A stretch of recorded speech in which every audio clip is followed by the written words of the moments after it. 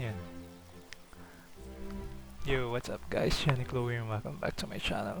And for today's video guys is mapakita ko sa inyo kung paano how to pass evolve your pet. And today guys, meron akong i-pet na gustong i-evolve. So, itong um, Old Warrior Pipia. So, first, ang unang gagawin nyo muna is syempre i-max level nyo muna siya. For heroic career type na pet, kailangan nyo siya i-level 40 para ma-max level siya. And itong for Harrier, I think is 30. So, pakita ko sa inyo guys kung paano yung tips and guide na kung paano natin mapapa-evolve ito. So, kailangan pala sa kanya, requirement niya is 3 Heart of Large Pet. Then, etong nakikita nyo yung mga evolution na siya.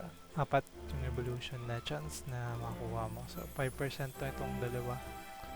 Then, 45% chance na ito yung makuha nyo yung dalawa. So, itong unang 3, okay lang sa akin makuha. Itong 4th lang yung hindi kasi magic power siya.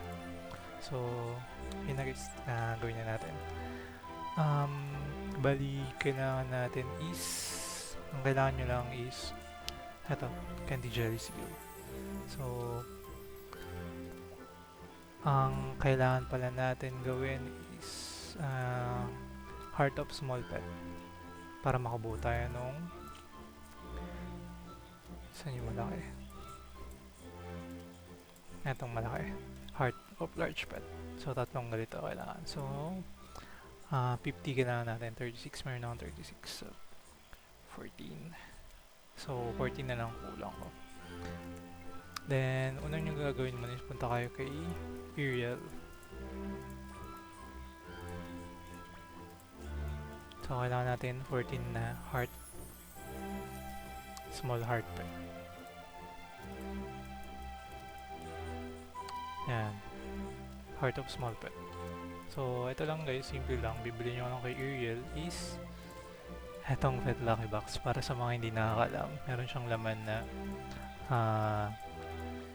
advanced pet, then normal pet. So, bili lang tayo, 50 peraso.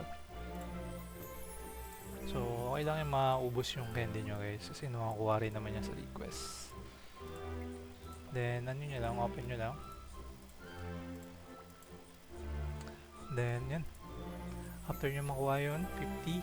Then, balik kayo sa pet. Then, synthesize. Then, pag nag-fail to, makakuha tayo ng skip nyo na yun lang. Yan, Heart of Small Pet. So, gagawin ko dito para mabilis yung pag-ano natin. Mag-synthesize. Synthesize ng pet. Babatch synthesize na. Then, to advance. Ayan, tapos skip nyo lang.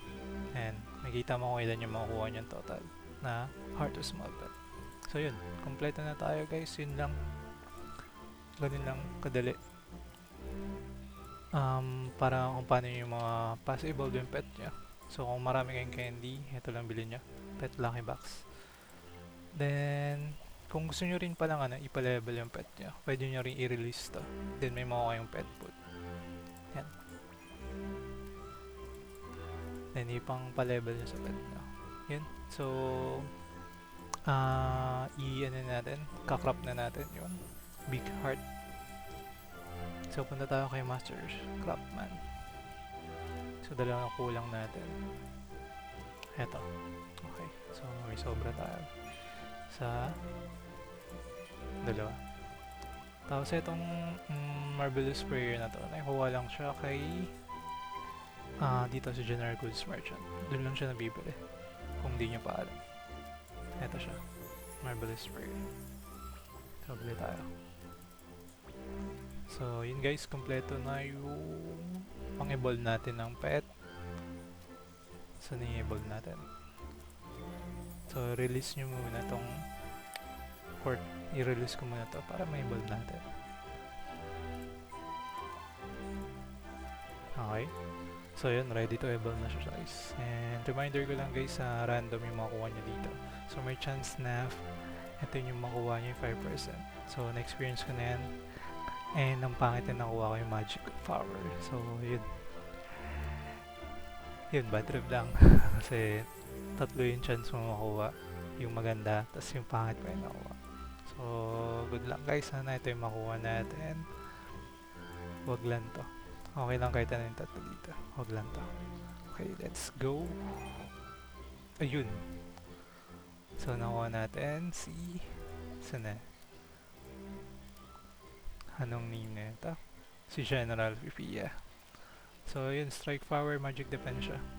Kaya, goods siya. Then, pang fourth pet natin siya. Then, appraise rin natin guys. May pang appraise pa ako dito. Yun, evasion, strike power. Uy, ganda. Ganda ng ano yun. Nakuha ko appraise. Then, level up na lang natin siya. Para dagdag yung stat niya na magic defense. So, yun lang guys. Yun lang yung tips and guide ko for how to fast evolve your pet. So, sana makatulong and watch out for my next video and thank you and bye-bye!